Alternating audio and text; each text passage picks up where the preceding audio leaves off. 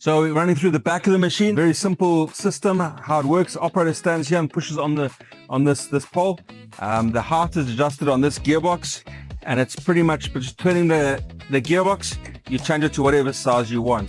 On the scale here, we've got a number of different sizes and different colors.